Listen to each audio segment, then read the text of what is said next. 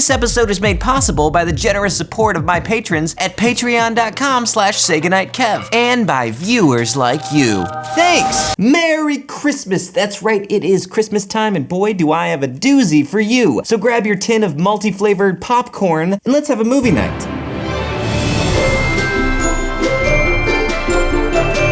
Ever since it hit theaters last year, I've had people commenting and asking me to review show favorite Kirk Cameron's latest venture, Saving Christmas. Well, comment no longer, or do comment about how much you like this episode. You don't have to comment to ask me to review that movie because today is the day that I do so for you. I mean, obviously, I wasn't gonna review it before Christmas time, but finally, December is here, so bam!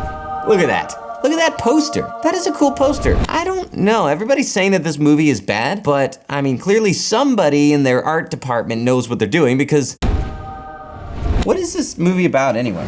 Huh, well, from what I just read right here in the last 3 seconds, this film seems to be taking kind of a progressive approach against legalism, which is kind of what I do here on Movie Night, isn't it? Encouraging people to lighten up and focus on what really matters. Wait, could it be that this is the film we've been waiting for? The one that I've been seeking? That one true good quality Christian film that is rejected by the religious of its day because it dared speak the truth about them, crucified by critics because they felt threatened by it. They just couldn't understand. Cast aside by the public and left to die at the box office because it dared to do the one thing that no other Christian movie had the guts to do. Sacrifice itself to be that one true good Christian film. Well, let's find out together. This is my review of Saving Christmas. So the movie begins. Welcome, everyone. Or kind of begins. I'm not quite sure what's going on here. I guess this is kind of like more of an intro to the movie. I admit it. I love everything about Christmas time. Maybe it's a vlog? I love the cookies. Cookies! Oh, yeah. I love the presents. I love the stocking. I love the fact that I think that somehow displaying this huge house that I bought with my Growing Pains royalties will somehow make me relatable. I love the tree. I love the fudge. I love the lights. I love all the kids. Maybe I shouldn't have said that. And I love the spirit in the air at Christmas time. Did I accidentally pick up Kirk Cameron's e-Christmas card or something? Something big happened. And because of it, everything is gonna be okay. Whoever's making that racket, would you shut up? Anyway, about peace and love.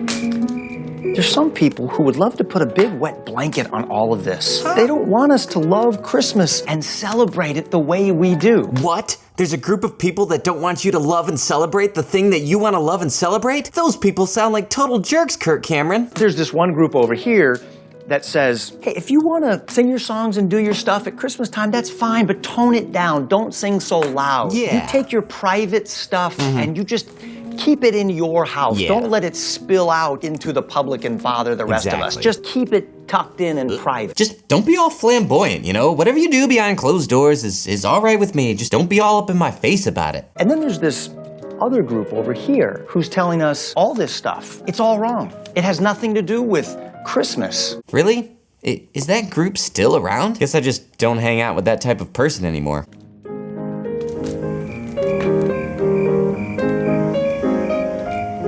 You know, what are they gonna do next? Tell us. Red cups are bad?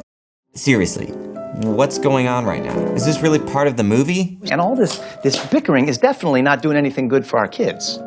We don't have kids together, Kirk Cameron. Someone who can remind us of the true meaning of Christmas. Linus already did that? Okay, so we're not that far into this and I'm already starting to realize the problem with this film. I mean, this has to be only intended for Christians. Like, they never thought that anybody outside of their church was going to see this. I mean, unless the filmmakers are just so out of touch that they think that somebody who isn't a Christian would watch this and not do anything but laugh their butt off, then this being released in theaters was a total accident. All right, so now that we're done with whatever that was, we get into the real film. Kind of. I mean, we get this slow motion guy walking through the snow. As we hear Kirk Cameron doing, of course, voiceover. There was a time when we didn't mind hearing the same stories over and over again. And now people have all these, like, standards and expectations and stuff, which has really messed up my career. In fact, we'd even beg and plead with our parents until they either gave up or gave in. Then we got older. And started doing that to our wives. Liberty University? Was this for a class or something? Geez, this is the coolest part so far. Why didn't they just do an animated movie? Super Tone Strike Back! So then we cut to home video footage of the 2013 Christmas party at the Cameron house. And this is, as you would expect, extremely boring. Hey everybody, that's me. You might remember me as the one guy who's had any dialogue in the film so far. And that's my sister. That's not your sister. Your sister's DJ from Full House. Did you know that? Also, did you know that DJ's boyfriend, Steve, was the voice of Aladdin? Has nothing to do with what we're talking about here, just a fun fact. And that's the type of stuff that you'll find at youtube.com/moviefacts. And we're back. Hey, where's Christian? Oh, he's in the other room. So Kirk Cameron must have realized how boring this party was for the rest of us, so he takes us on a super exciting voiceover journey to introduce us to the main character. Or maybe, just maybe, he just doesn't like Christmas under any circumstances. And that's Christian. It's He is not into Christmas this year. my Jewish brother-in-law just can't get into Christmas. What's his deal? You see what's going on inside his head. Then things get kind of weird. Wow, this is taking a dark and bloody turn. Where some see festive decorations, others see perverted symbols with hidden meanings. What? Gross. But before things get too out of line, fortunately it's all interrupted by this guy. Man, Christian, how you doing? Oh, this guy. You know me, blessed and highly favored, saved and sanctified, filled with the Holy Ghost, and that with a burning fire. And I can't tell if this is making fun of Pentecostals or if it's a shout out to a particular denomination. Either way, it's a bunch of jokes that unless you've been really deep in the Christian megachurch bubble, you're not gonna understand. And even still, they're not that funny. Made evident by speaking in tongues, of course. Really need to work on your exegesis. Man, I've had my extra Jesus ever since I was baptized for the second time. You gonna give me some- You get that memo? No more crazy shirt Fridays. Do you know how many crazy shirts I got that my wife gave me for Christmas? Okay, let's skip over this guy's improv. Oh, the movie does it for me. Okay, so here's the thing. The brother-in-law is looking around at this Christmas party and seeing all these people happy and joyous, and he just can't get into the holiday spirit, and so he goes out to the car. Well, Kirk Cameron sees this, of course, and fortunately springs from his bed to see what is the matter. See, if this were a story, that's exactly where you would expect to find him. Wow, this movie's surprisingly self-aware about its lack of story. We find out what the problem is in this scene that really would have benefited from some editing. I'm serious, this is the most uncomfortably dragged out scene so far. Hey. I was wondering where you were. Just, taking a break. You okay? Yeah. It just gets noisy,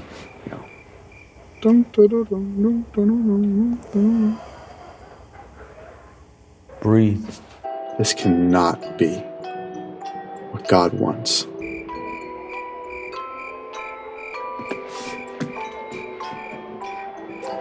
And deep in the corner, just stuck in the corner, will be a little snow globe, a little nativity scene, little baby Jesus. Nobody puts baby in a corner. I hear you, but this is all wrong. This is all wrong.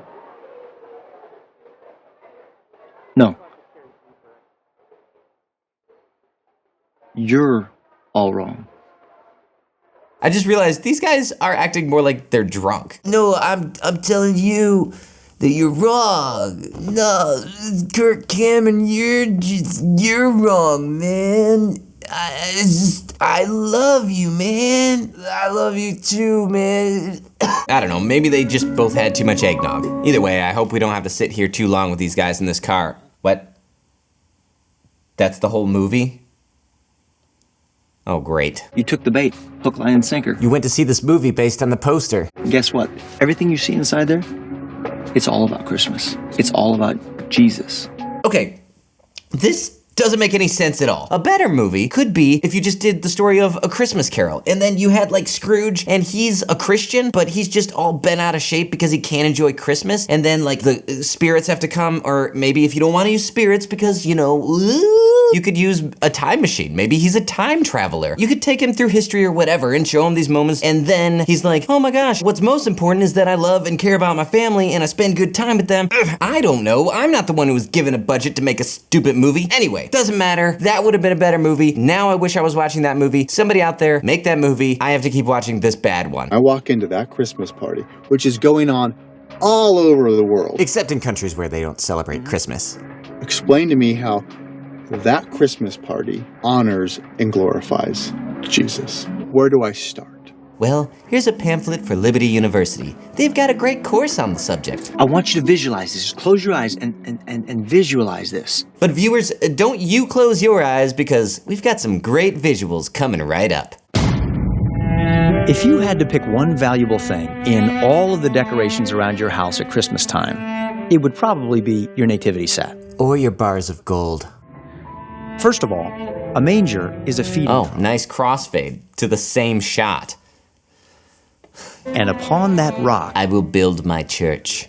now move beyond the cute and traditional, where everything is safe and soft, where everyone has white skin and clean clothes.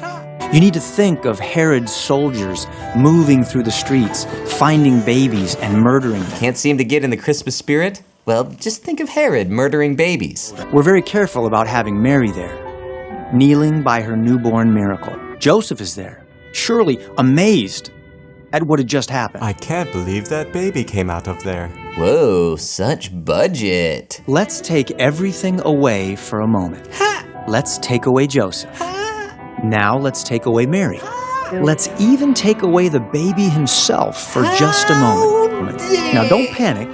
It's not because he isn't the most important person in the story. He is. Well, okay, Kirk Cameron, but you're on thin ice. But because by getting a look at this prop, That's a prop? what is this swaddling cloth? Swaddling cloth for ants? We usually only think of the baby Jesus being wrapped in cloths. Look, I like the baby version the best. Do you hear me? I like to picture Jesus in a tuxedo t-shirt because it says like, I want to be formal, but I'm here to party too. The soldiers don't get to kill the baby, though. Aw, man. He came to die. Okay, so I've cut out a lot of what Kirk Cameron says here, mainly because if you guys want to know what he says, you'll have to suffer through the film just like I did. But also because I watched it several times and couldn't figure out what he's getting at. I don't know what he's trying to argue. Is he saying that there are people in churches who are offended by a manger scene? I've never ever met anybody like that. Is he trying to say that like even if you take Jesus away, everything still points back at Jesus because it all serves a purpose? I'm not sure. I really don't know. If you guys go and watch it, then come back and explain to me what he's trying to say in the comments. That would be great. I mean, I get that he's saying that the manger scene has several elements that point forward to the death of Jesus, but was somebody arguing that the manger scene shouldn't be around? What does this have to do with anything else going on in the movie? From what I can see, he's just saying stuff until it comes back to this guy who then says, wow, that was quite a revelation, even though nothing was actually said. That stuff blows my mind. Like, that's all I'm saying. And then we get this really stupid scene. So this guy, every time he's on screen, is talking about how at his work they've canceled Tacky Shirt Fridays or something, and so now it's some big deal, and this other guy thinks that it's some sort of conspiracy. Now, they hadn't had their lines prepared yet whenever they filmed this, since this clearly was recorded with a completely different mic in a completely different location, but look at how cleverly they covered his mouth. All right, man, check this out. We gotta go on the offensive. It's like the rapper Sugar Free said, if you stay ready, you ain't got to get ready. They're already taking away our freedom of speech. I can't say Merry Christmas at work no more. I have to say Happy Holidays, but I am not in the days. I am wide awake. It's deeper than that, though. You heard about Area 51? What about Area 52? And this goes on for a full, solid minute. You know why the Pope really... And if uncomfortable close-ups of this guy's dirty knuckles and production light reflections in his glasses weren't enough, his lips aren't even moving to what he's saying. Look, man, I saw it on Fox News, so you know it's true. Yeah, nice jab at Fox News. Why would you make fun of the only people whose standards are low enough to watch this film? Christmas tree, not in the Bible. I miss some Leviticus sometimes. Ha! Because it's in the Old Testament. It's not in there. That's a pagan idol symbol worshiping thingy. You know that, right? I know you don't want this movie to be a 30-minute short film, but cut it down. Next time, just give me a call. I will edit your film for free. Now, that offer only goes out to Kirk Cameron. Everyone else, I don't know, like $100 an hour or something. Newsflash, it's December. Jesus was not born in December, and we're celebrating his birthday in December. When was he born? Probably, I don't know, but he wasn't born in December. Everyone knows that. So we're celebrating that. And the trees are like fertility gods. Wikipedia. You know what, Kirk Cameron? Darn you for making me chuckle a little bit at that joke. Where are Christmas trees in the Bible? I'm glad you asked. You have a weird, obscure verse in Numbers? Oh, that joke again. Okay, all right, yes, it's Genesis. God made the trees. We get it. Bro, look at me. We get it. We get it. God made Christmas trees. Come on. Genesis. Finally. Jeez.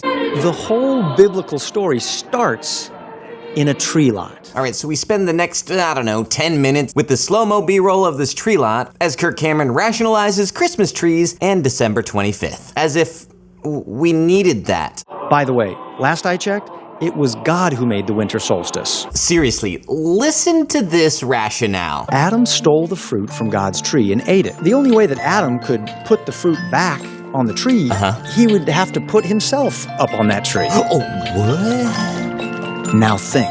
Okay. What did Jesus do? He was the last Adam. Wait. Jesus was able to do what Adam could not do. Where are you going with this? He put himself up on a tree, You mean making us right with God. Oh! Jesus was God's blessed fruit hung on his blessed tree. What? Jesus put to death on a tree. It's pretty cool. That totally explains why we have Christmas trees in our house. Santa Claus. Unless I missed somewhere in the Bible where God sends his only begotten elf, Santa dude, like, tell me right now you're not going to pull, like, Zephaniah 4. That joke again! I'm safe in saying that there is no Santa Claus in the Bible. Well, I had sugar plums dancing in my head.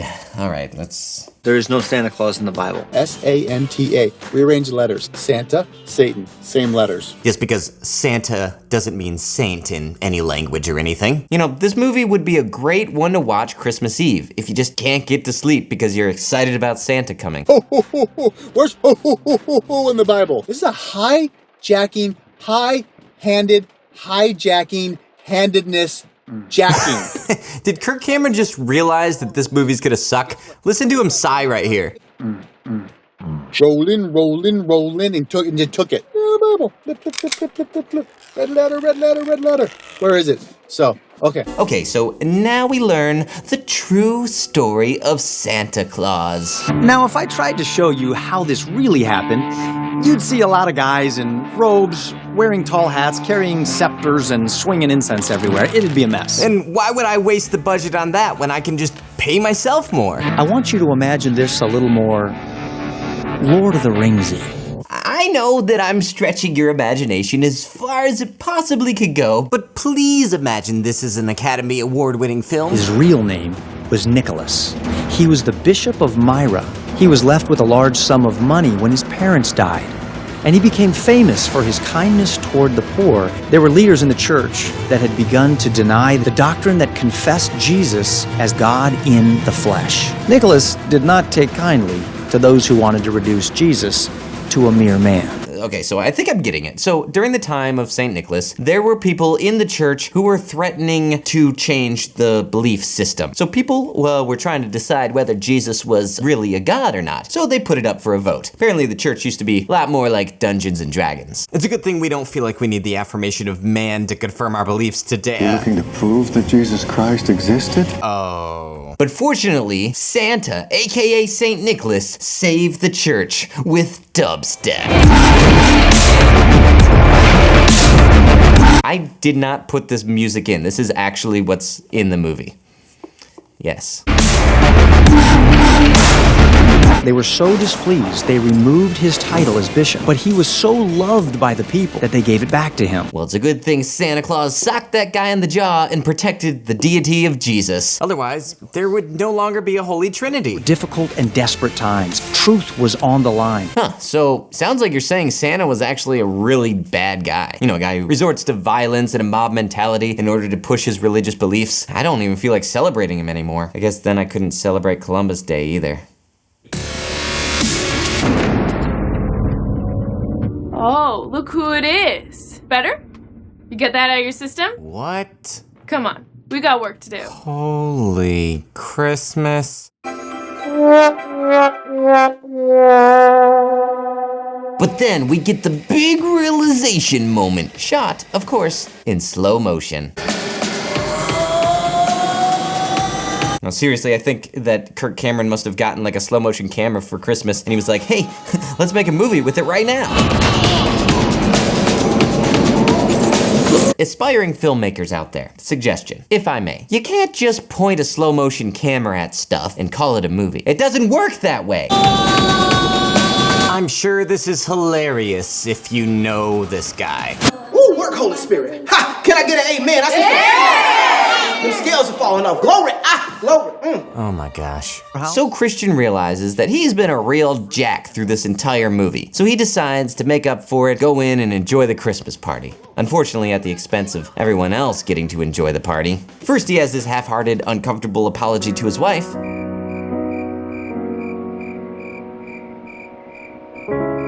You okay? And this Christmas, I want to give you something I've been wanting to give you for a long time. And just when you think it's about to get really sexual. What do you got in mind, Big Papa? It doesn't. If you were writing this story right now... Hey, don't even joke about something like that.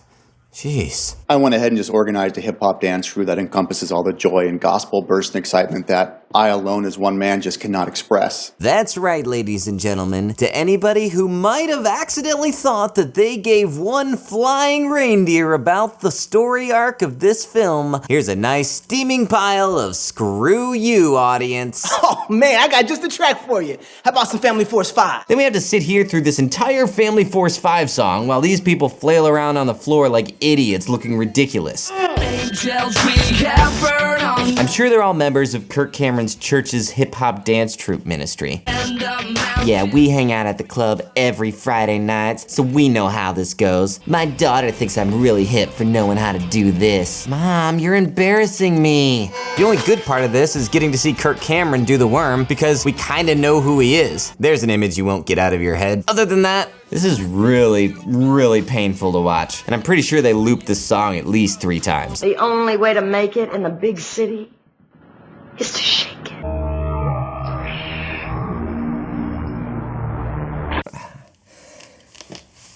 Anyway, you get the point. Let's wrap this up. Then, of course, because we all wanted to see this, they give us bloopers, and not a single one of them are funny.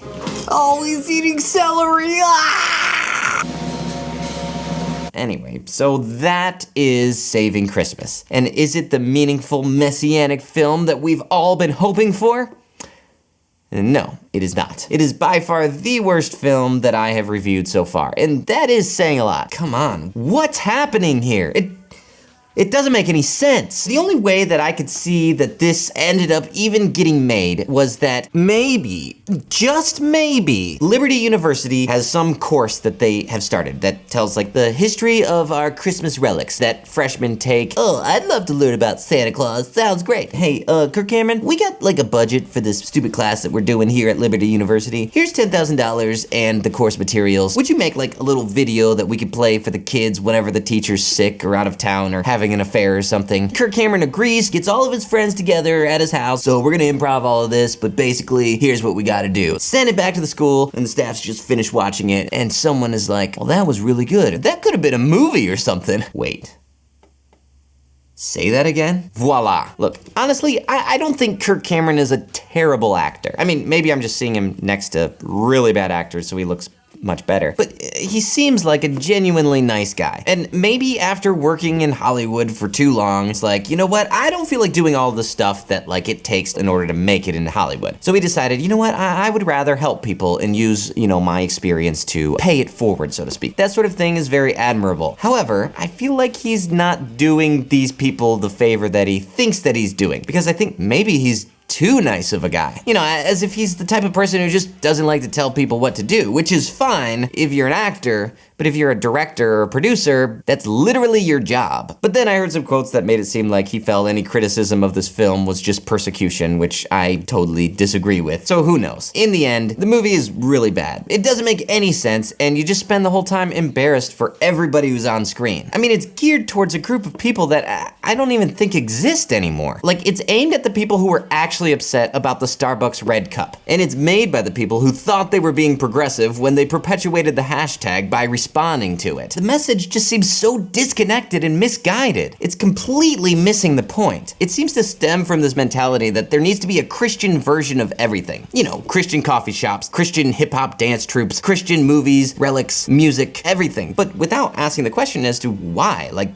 is there a problem with that thing? Does it need a Christian version? Or can something just be neutral? If you want to bring a Christmas tree in the house, it doesn't have to connect to something in Christian history. You can just bring a Christmas tree into the house because it's a decoration. But of course, if you're bringing a tree into the house and you're bowing down and worshiping it, then, well, do whatever you want in your house, but stop pretending to be a Christian. That's just silly. You don't have to. You know, the message of the film is, hey, Christians, lighten up around Christmas time. But are you lightening up around Christmas time because, oh, we don't have to get pissed off about the Christmas tree because it actually connects to something having to do with the church? No, of course not. We should lighten up because we're supposed to be the ones who actually are different from other people, who care about other people when nobody else does. Stop treating people who think differently than you like they're some kind of enemy. They're not. Stop being the reason that people look at movies like this and laugh because of how naive and disconnected it is from the real world. They're not laughing because the movie is Christian or that it talks about Christ. They're laughing because it sucks. If you really, really want to be progressive in your faith, then pursue truth. Be open to truth, even if it contradicts everything you've ever learned. Stand up for truth, even when it's not popular. That doesn't mean pushing it on other people. It means living it. I mean, didn't Jesus, the person that Christmas is supposed to be about, say that the second greatest commandment is loving one another? He didn't mean just other Christians. He meant everyone. But that's just my 2 cents. And that's a little more than I was looking to spend today. So I should probably go spend time with my family and friends and enjoy my Christmas. And I hope you guys get the opportunity to do the same. Till next time, I'm Kevin, holding Christian movies up to the same standards as other films. Good night and Merry Christmas. Woo! Christmas time is here. There you go. That was my review of Saving Christmas. Hope you guys enjoyed. If you liked that review, here's a link to some other films that I have reviewed. Big shout out to Brendan Neely, who has been kind enough to give at my Patreon. See the link down there, patreon.com/saygoodnightkev. It really helps out the show and allows me to keep doing this. I try to do it every 2 weeks or so be sure to subscribe. I'll have another one coming out, maybe not in 2 weeks because it's Christmas time, but I've got plenty of Christian movies that I'm gonna review, and maybe non-Christian movies even, if you can believe that, coming up in January. It's gonna be a great year. Hope you guys have a happy new year, and I will see you guys then. Good night. What do you got in mind, Big Papa?